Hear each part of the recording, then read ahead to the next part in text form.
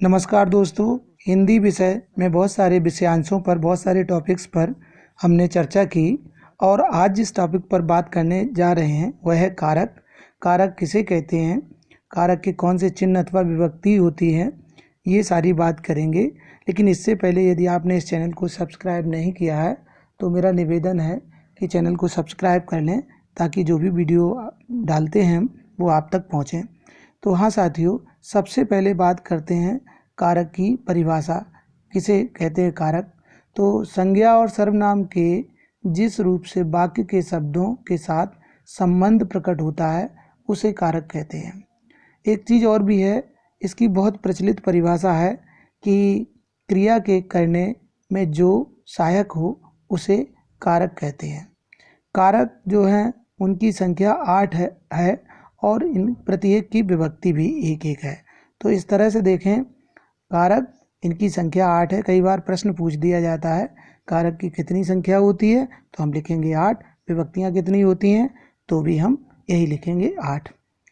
इसके बाद कारक के भेद और विभक्ति क्या क्या हैं, तो पहले से कर्ता कारक है, विभक्ति ने, कर्म कारक, विभक्ति को, करण कारक, विभक्ति से, द्वारा, संप्रदान कारक को, के लिए, और अपादान, इसके लिए अपादान कारक के साथ विभक्ति होगी से, और संबंध, यहाँ पर संप्रदान लिख गया त्रुटिवश, लेकिन संबंध कारक इसकी विभक्ति है के, का, की, के, ना, नी, रे, रा, री, रे।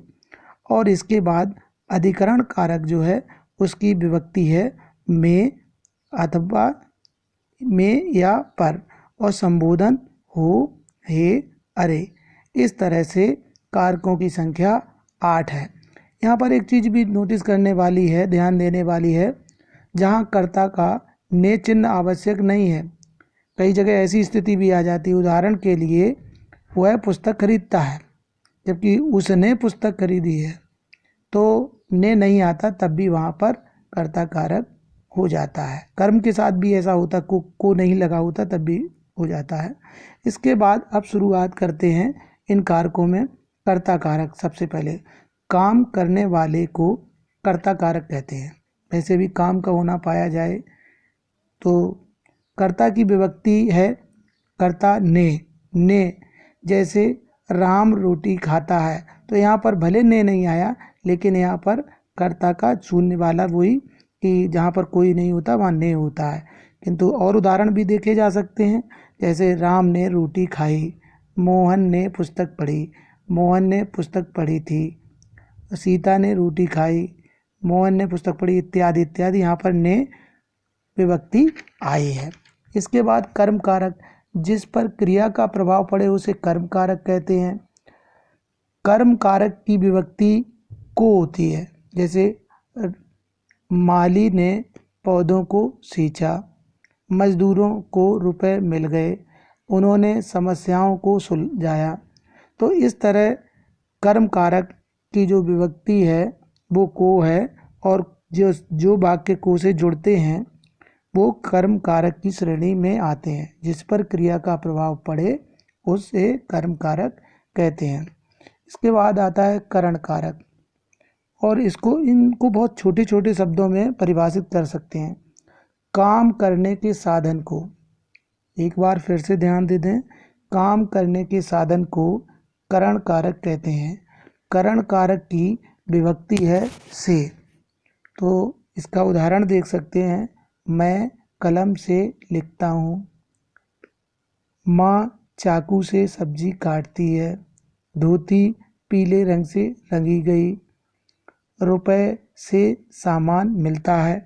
इस तरह से इससे स्पष्ट हो जाता है कि करण कारक की विभक्ति से है और काम करने के साधन को करण कारक कहते हैं। इसके बाद संप्रदान कारक, जिसके लिए काम किया जाए उसे संप्रदान कारक कहते हैं।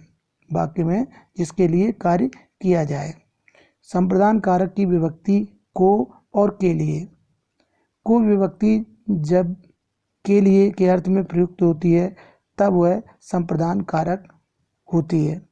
जैसे उदाहरण के लिए भिखारी को भीख दो, संकट के लिए तैयार रहो। मतलब दोनों विभक्तियां लग गई हैं। पहली को और के लिए दो विभक्तियां लगती हैं, तो भिखारी को भीख दो, प्यासे को पानी दो, यहाँ पर को विभक्ति है। संकट के लिए तैयार रहो, प्यासे के लिए पानी दो, मेरे लिए 5 फल ले आओ, इत्यादि इत्यादि। इसके बाद आता है अपादान कारक, जिसमें अलगाव का बोध हो, उसे अपादान कारक कहते हैं। अर्थात अलग होने के अर्थ में अपादान कारक की विभक्ति है से। लेकिन यहाँ पर से जो विभक्ति है वो ध्यान रखने वाली बात ये है कि अलग होने के अर्थ में। जैसे छात्र कक्षा से निकल गया, कुएं से पानी निकाला गया, पेड़ से फल टपक गया, बंदूक से गोली छूट गई। मतलब ये अलग होने के संबंध में जो से का बोध है वो अलग होने के संबंध में, जिससे अलगाव का बोध हो, उसे अपादान कारक कहते हैं। इसके बाद में आता है संबंध कारक। संबंध बताने वाले को संबंध कारक कहते हैं। वाक्य में जब कोई संबंध बोधक बात हो या संबंध स्पष्ट किया जाए तो संबंध कारक कहते हैं। और संबंध कारक की विभक्तियां हैं के, ने और रे।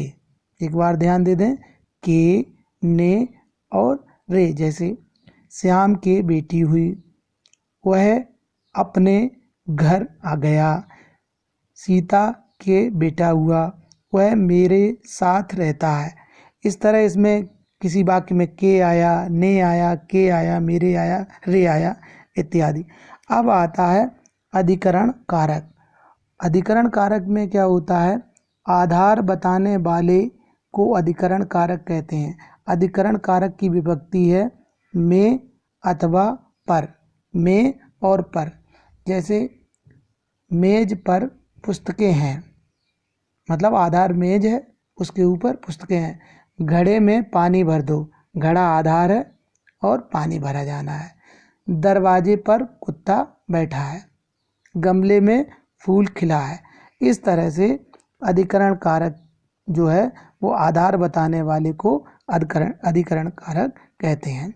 इसके बाद आता है संबोधन कारक।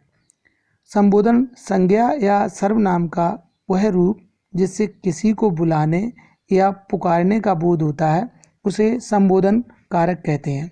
मतलब जहाँ पर संबोधित किया जाए और इसकी कोई विभक्ति नहीं होती है। प्रकट करने के लिए हे, अरे, अजी आदि शब्दों का प्रयोग होता है। जैसे सामान्य तौर पे बुलाते समय बोल देते हैं, अजी सुनो, हे भगवान दया करो, आ जाओ, अरे ये कहाँ हो। तो इस तरह की बहुत सारी के संबोधन आ जाते हैं, तो यहाँ पर संबोधन कारक हो जाता है। इस तरह हमने 8 कारक और 8 विभक्तियों के बारे में पढ़ा। और इसमें जो भी कहीं पर त्रुटि हुई हो तो आप लोग बिल्कुल कमेंट्स बॉक्स में लिखें। और यदि आपने चैनल को सब्सक्राइब ना किया हो तो चैनल को सब्सक्राइब कर दें प्लीज़। बहुत बहुत धन्यवाद।